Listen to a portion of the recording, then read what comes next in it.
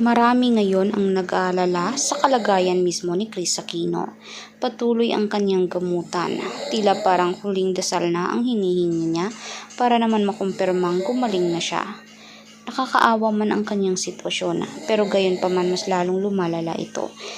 Kasi nga naman, inaamin naman niya na wala umanong makakapagpagaling sa kanyang sakit na ito.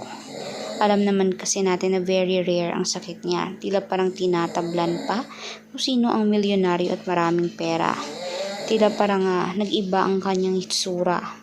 Talaga namang nangayayat at tila parang naging matanda at haggard ang pagmumukha niya.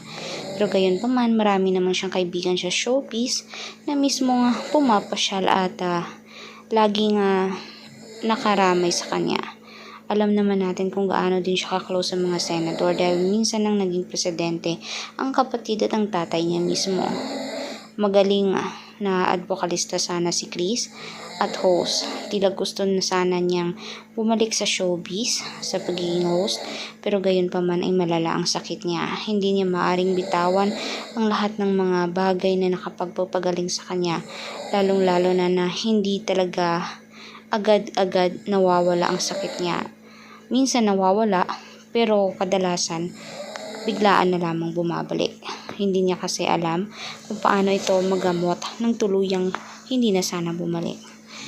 Pero naman kasi pinagpapaalala niya mismo sa sarili niya kung paano na lamang ang dalawa niyang natitirang anak.